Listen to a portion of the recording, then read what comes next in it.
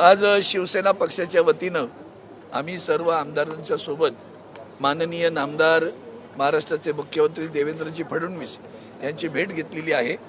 आपण जाणता की मुंबईमध्ये अनेक झोपडपट्ट्या या केंद्र शासनाच्या जमिनीवर आहेत। मग ते रेल्वेतली असेल, बीपीटी असेल, ॲटॉमिक एनर्जी असेल, डिफेन्स असेल। मध्यंतरी वरुण सरदेसाई स्वतः दिल्लीमध्ये डिफेन्स मिनिस्टरना भेटायला आले, संरक्षण मंत्र्यांना याच विषयावर आले होते आणि त्यांचं पुनर्वसन पण होत नाही आणि पुनर्विकास पण होत नाही। पुनर्वसनाचा प्रश्न जेव्हा येतो की अचानक बीपीटी एक नोटीस काढते आणि सांगते ह्या झोपड्या आता पाडायच्यात आम्हाला, ताबडतोब झोपड्या पाडल्या जातात, पण ती माणसं सारी रस्त्यावर येतात। आणि खरं तर राज्य सरकारनं 2000 पूर्वीच्या झोपड्या या नियमित केल्यात, 2000 नंतरच्या सुद्धा पुनर्वसन करताना काही वेगळ्या अटी शर्ती टाकल्यात। त्या 2000 पूर्वीच्या झोपडपट्ट्या ज्यांच्याकडे कागदपत्रे सगळे पुरावे त्याही तोडल्या जातात। आणि म्हणून मी सातत्यानं लोकसभेत हा प्रश्न मांडत असे आणि यावेळेला लक्षात आलं की या संदर्भात केंद्र शासनाचं एक सर्वांगांना स्पर्श करणारा निर्णय होण्याची गरज आहे आणि तो होता लँड पॉलिसीबद्दलचा, जमिनीच्या विनियमनाच्या संदर्भातला निर्णय घेणं आवश्यक होतं।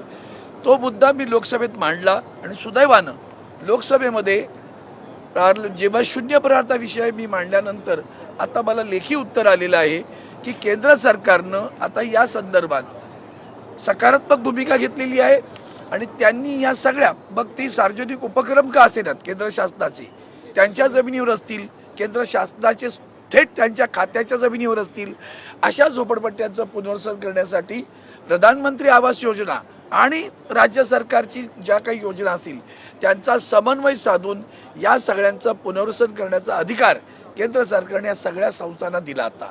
आणि त्याचं पत्र मी स्वतः आज माननीय मुख्यमंत्र्यांना दिलंय आणि माननीय मुख्यमंत्र्यांना विनंती केली की आम्ही मुंबईतले खास करून जे आमदार आहेत त्यांचा हा मोठा गंभीर प्रश्न आहे, जनतेचा प्रश्न आहे। या संदर्भात आपण स्वतः लक्ष घालून म्हाडा आणि या ज्या संस्था आहेत, म्हणजे उदाहरण मुंबई पोर्टस असेल, ॲटॉमिक एनर्जी असेल, संरक्षण खात्याचे असतील, रेल्वेच्या खात्याचे असतील, या सगळ्या अधिकाऱ्यांना बोलवून, केंद्रीय सार्वजनिक बांधकाम खात्याचे विभागाचे असतील त्यांना बोलवून घ्या आणि या संदर्भात एक कायमस्वरूपी निर्णय घेण्याची गरज आहे।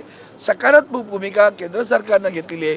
आता या जवळ्यांना सुरक्षित करा। दरम्यान आणखीन एक विनंती आहे की आता हे पत्र आल्यानंतर तरी निदान या सगळ्या संस्थांनी कारवाई करणं थांबवलं पाहिजे, कारण आता जर पुनर्वसनाचं काय पत्र चाललेलं तुम्हाला आहे, तुम्ही त्या संदर्भात काय करता हे सांगणं आवश्यक आहे। पण मध्येच कोणाला तरी नोटीस येते आणि ह्या झोपड्या पाडा, त्या झोपड्या पाडा, ते न पाडता या सगळ्यांचं पुनर्वसन करावं। यातलं आणखीन एक वैशिष्ट्य आहे, म्हणजे 2000 पूर्वीवर आहेत कोणी असू द्या त्यांचं सगळ्यांचं पुनर्वसन करायचं आहे, कारण माननीय पंतप्रधानांनी प्रत्येकास पक्का घर 2022 पूर्वी देऊ असं म्हटलं आणि तरीसुद्धा ते प्रयत्नशील आहेत। त्या प्रयत्नात हे सगळे खोडा घालतात, त्याच्यामुळे आता हा निर्णय झाला आणि त्यांचं जे स्वप्न आहे की पक्का घर सगळ्यांना देण्याचं, ते साकार करण्यासाठी माननीय मुख्यमंत्र्यांनी पुढाकार घेऊन सर्व आमदारांना, मुंबईच्या खासदारांना बोलवून घ्या आणि या संदर्भातल्या संबंधित अधिकाऱ्यांना बोलवून हा प्रश्न मार्गी लावावा अशी विनंती आज माननीय मुख्यमंत्र्यांना मी केली। त्यावेळेला सन्माननीय वरुण सरदेसाई, सचिन अहिर, आमचे आणखीन आमदार, बरेचसे आमदार होते, त्या बाळानं मुंबईचे आमदार आहेत, संजीव पोतनीस आहेत, आणखी संजय राऊत आहेत, सुनील राऊत आहेत, सगळ्यांना मिळून हे पत्र आम्ही आज दिलेलं आहे। ते आज त्यांना, मग महेश सावंत होते,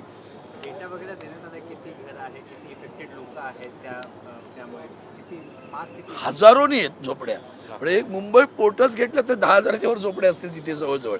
आपण जाणता आमच्या परळला MD कॉलेजच्या समोर ॲटॉमिक एनर्जीवर आहे, माननीय यांच्या वरुण सरदेसाई संरक्षण खात्याच्या जमिनीवर प्रचंड झोपड्या आहेत, मुंबई विमानतळावर आहेत, वरळीत सुद्धा बीपीटीच्या जागेवर झोपडपट्ट्या आहेत। या सगळ्या झोपडपट्ट्याचं पुनर्वसन करण्यासाठी आता सकारात्मक राज्य सरकारनं पाऊल उचलण्याची गरज आहे आणि ते प्रत्येकजण वेगळं उचलण्यापेक्षा माननीय मुख्यमंत्र्यांनी याच्यात पुढाकार घेतला तर तो प्रश्न व्यवस्थित मार्गी लागेल असा विश्वास वाटतो।